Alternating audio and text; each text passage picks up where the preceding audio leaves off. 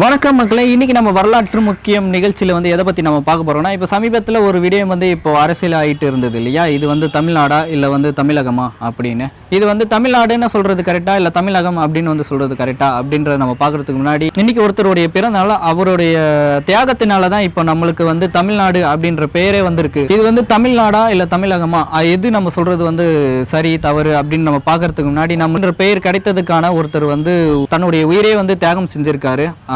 அவருடைய பிறந்த நாளும் இன்று. இன்னைக்கு அவரை பற்றின ஒரு நினைவு நம்ம கொள்வோம். சங்கரலிங்க நாடார் வந்து பார்த்தீங்கன்னா ஜனவரி மாதம் 26ஆம் தேதி 1895ஆம் ஆண்டு பெரிய கருப்பசாமி மற்றும் வள்ளி அம்மாள் என்ற தம்பதியினருக்கு வந்து மகனாக இவர் வந்து பிறக்கிறார். இவருடைய சொந்த ஊர் எதுன்னு வந்து பார்த்தீங்கன்னா விருதுநகர் மாவட்டம் மண்மலைமேடு என்ற ஊரை வந்து இவர் சேர்ந்தவராக வந்து இருக்காரு. இவர் வந்து பிறந்து வளர்ந்து இவருடைய தொழில் வந்து என்னவா இருக்குன்னு பார்த்தீங்கன்னா வணிகத்தில் வந்து இவர் இருக்காரு. வணிகத்தில் வந்து பார்த்தீங்கன்னா கதர் ஆடைகளை வந்து விற்பனை செய்கிறது, அந்த தொழில் வந்து இவர் முனைப்பாக வந்து செய்து கொண்டு இருக்கிறார். அதற்கு பின் வந்து பார்த்தீங்கன்னா சுதந்திர போராட்டத்தில் வந்து மிகவும் வந்து ஈடுபாடு கொண்டு காங்கிரஸில் வந்து இணைகிறாரு. இணைஞ்ச அப்புறம் வந்து பார்த்தீங்கன்னா காந்தி அவர்களுடைய தண்டி யாத்திரையில் வந்து இவர் வந்து பங்கு கொள்கிறாரு. இது மாதிரியான நிறைய போராட்டங்கள்லாம் வந்து செய்கிறாரு. அதற்கு பிறகு வந்து பார்த்தீங்கன்னா தமிழ்நாடு என்ற கோரிக்கையை வந்து முதல் யார் வந்தாங்க அப்படின்னு வந்து பார்த்தீங்கன்னா மாப்போசி. அவர் வந்து பார்த்தீங்கன்னா முதல் வந்து தமிழ்நாடு என்ற கோரிக்கையை வந்து அவர் தான் வந்து எடுத்து போராடுறாரு.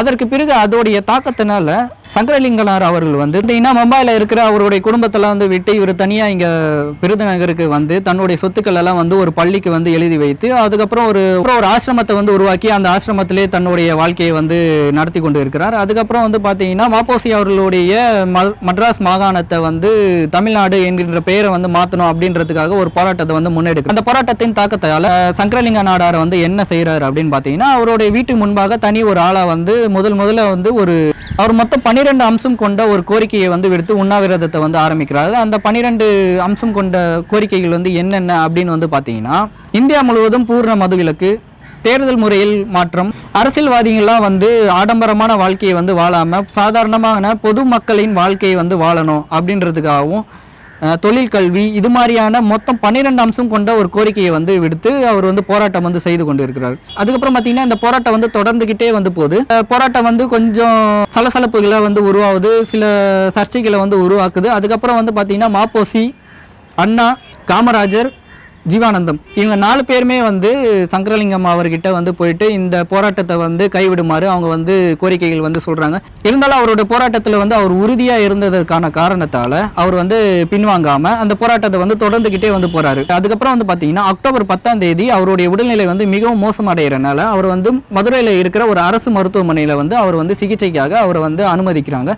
அங்கேயும் அவர் வந்து சிகிச்சைக்கு வந்து எந்த விதமான ஒரு ஒத்துழைப்பு வந்து கொடுக்காம தொடர்ந்து 3 நாள் வந்து அங்கேயே மருத்துவமனையில வந்து உண்ணாவிரதத்தை வந்து தொடர்ந்துகிட்டே வந்து போறாரு. அதுக்கப்புறம் கடைசியில எப்படிதான் இந்த உண்ணாவிரதத்தை யார் தான் வந்து முடிச்சு வச்சாங்க அப்படின்னு வந்து பாத்தீங்கன்னா இறப்பு என்னும் ஒரு வந்து அவருடைய போராட்டத்தை வந்து முடித்து வச்சது. இறுதியில் அவரு என்னதான் வந்து போராடினாலும் அப்போ ஆட்சியில் இருந்த காமராஜர் அவர்கள் வந்து கொஞ்சம் கூட வந்து செவி சாய்க்கல. அதில் அப்போ இருந்த திராவிட கழகங்கள் அவங்களும் வந்து பெரிதா வந்து தமிழ்நாடுன்ற கோரிக்கைக்கான அவங்க வந்து பெருசா செவி சாய்க்காம இருந்தாங்க.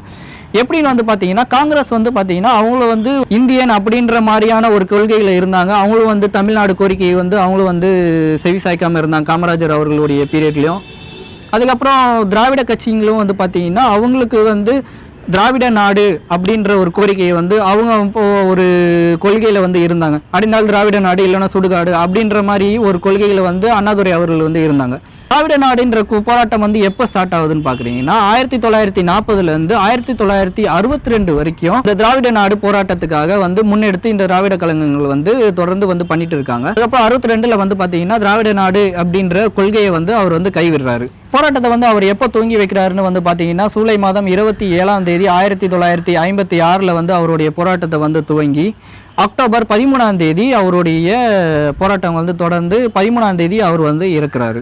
இது மொத்தம் எத்தனை நாட்கள் வந்து தொடர்ந்து வந்து போகுதுன்னு பார்த்தீங்கன்னா அவருடைய வீட்டில் வந்து பார்த்தீங்கன்னா 76 நாட்களாகவும் மருத்துவமனையில் வந்து 3 நாட்களாகவும் மொத்தம் 79 நாட்கள் வந்து அவர் வந்து தொடர்ந்து போராடுறாரு. நிறைய பேர் வந்து 76ன்னு வந்து சொல்கிறாங்க. அது வந்து 76 கிடையாதுங்க, மொத்தம் வந்து 9 நாட்கள் வந்து அவர் வந்து போராட்டம் வந்து பண்ணிட்டு இருக்காரு. இறுதியில் அவருடைய இறப்புக்கு பிறகு நிறைய சர்ச்சைகள் வந்து உருவாகுது. நிறைய பேர் வந்து தமிழ்நாடு என்ற வந்து ஒரு போராட்டத்தை வந்து நிறைய பேர் வந்து முன்வைக்கிறாங்க. அதுக்கப்புறம் 1962 வந்து தமிழ்நாடு அப்படின்ற கோரிக்கையை வந்து விடுறாங்க. திரும்ப அதை வந்து தள்ளுபடி பண்றாங்க. அதுக்கப்புறம் 1964 திரும்ப நாடாளுமன்றத்தில் வந்து தமிழ்நாடு கோரிக்கையை வந்து விடுறாங்க. அப்பயும் வந்து தள்ளுபடி வந்து செய்கிறாங்க.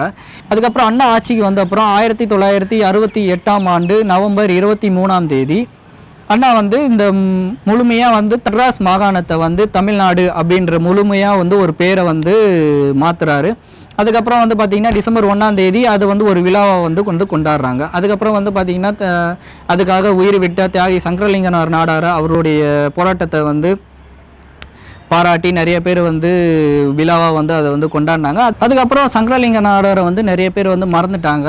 ஆனால் இதே மாதிரி 1952 வந்து பார்த்தீங்கன்னா பொட்டி ஸ்ரீராமுலு என்பவர் வந்து மദ്രാஸ் மாகாணத்தில் இருந்து ஆந்திரா மாநிலமாக வந்து தனியாக அவங்க பிரிக்கணும் அப்படின்றதுக்காக உண்ணாவிரதம் இருந்து அவர் வந்து உயிர் நீத்தார். அதற்கு பிறகு வந்து பார்த்தீங்கன்னா ஆந்திரா மாநிலம் வந்து தனியாகவும், அதுக்கப்புறம் கேரளா மாநிலம், கர்நாடகா மாநிலம், இந்த மாதிரி வந்து நிறைய மாநிலங்கள் வந்து பிரிஞ்சு அப்புறம் பார்த்தீங்கன்னா தனித்தனியாக வந்து மொழிவாரியான மாநிலங்களை வந்து உருவாயிடுச்சு. அதுக்கு பிறகு வந்து பார்த்தீங்கன்னா ஆந்திரா மாநிலம் வந்து பிரிஞ்ச அப்புறம் இப்போ நெல்லூர் டிஸ்ட்ரிக்ட்ல வந்து பார்த்தீங்கன்னா ஸ்ரீ பொட்டி ராமலு அப்படின்ற ஒரு டிஸ்ட்ரிக்டே வந்து அவருக்கு பேராக வந்து வச்சிருக்காங்க. அதுக்கப்புறம் அவருடைய தியாகத்தை வந்து போற்றும் வகையில் வந்து நிறைய விடயங்கள் வந்து ஆந்திராவில் வந்து செய்துட்டு இருக்காங்க. அதுவும் இல்லாமல் சென்னையிலையும் வந்து பொட்டி ராமலு தெலுங்கு கழகம் அப்படின்ற மாதிரியான ஒரு கழகத்தையும் வந்து உருவாக்குறாங்க. ஆனால் தமிழ்நாடுன்ற பெயர் வைப்பதற்காக தன்னுடைய உயிர் நீத்த தியாகி சங்கரலிங்கனார் அவருக்கு வந்து எந்த விதமான போற்றுதலோ ஒரு நினைவகமோ எதுவுமே வந்து அவங்க கடைசி வரைக்கும் பண்ணாமே இருந்திருக்காங்க.